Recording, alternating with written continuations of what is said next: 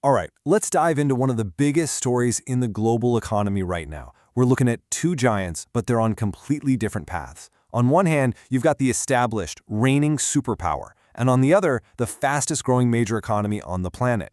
This is the showdown, India versus the United States. So what's the real story here? Is this a classic tale of the reigning champion versus the hungry, up-and-coming challenger? Are we really watching the present superpower go head-to-head with the future powerhouse? That's the question we're going to explore. And it really boils down to this. You have the USA, the $28 trillion juggernaut, a mature, stable leader. And then you have India, the energetic giant that's just sprinting ahead, growing faster than anyone else. Two completely different, but incredibly powerful economic stories. Okay, so to really get a grip on this, we've got to start with the basics, right? The numbers. Let's pull up the scorecard and look at the raw economic power that each of these countries is bringing to the table. First up, the US. And wow, just look at that number.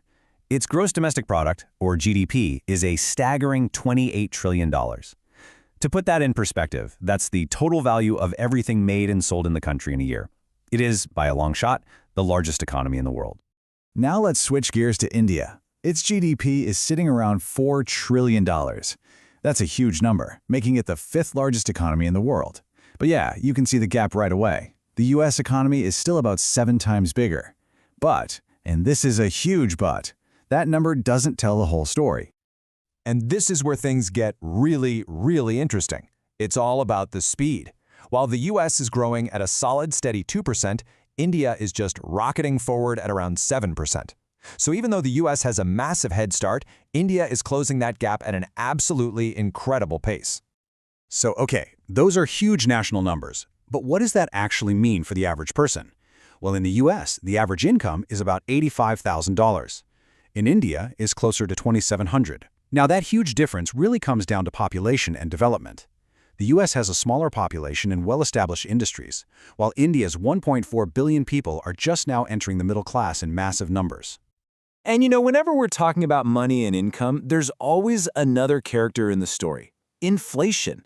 It's that simple, kind of frustrating idea that as prices go up, your money buys less. That $85,000 or $2,700 buys a little bit less each year, and it's something that both countries are constantly working to manage.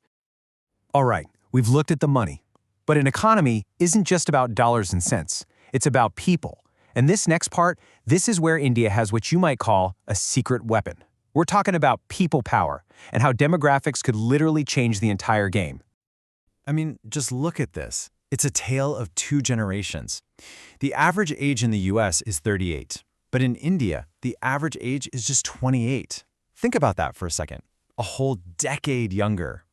That makes India one of the youngest countries on the entire planet. Economists have a fancy term for this, the demographic dividend. But really, it's simple. It means you have this massive engine of young, energetic people ready to work, create, and innovate. By 2030, India is on track to have the largest workforce in the world. Of course, the massive challenge is creating enough quality jobs for this incredible wave of talent. So we've got the established giant with all the wealth and the young challenger with all the people. So where's the real competition going to happen? Let's check out the key battlegrounds for the future. First up, technology. And let's be clear, there's no debate here. The US is the undisputed king of the hill. I mean, it's home to the titans. Google, Apple, Meta, Amazon, Microsoft, the names that literally define our digital world. It pours money into research and acts like a magnet for the smartest people from everywhere. But here comes India, and they are moving fast. For years, it's been known as the IT backbone of the world, and its tech exports are now worth over $250 billion. Plus, its startup scene is just on fire. With more than 100 unicorns, that startup's worth over $1 billion. Okay, next up, manufacturing. This is a space where India is making a huge, huge play.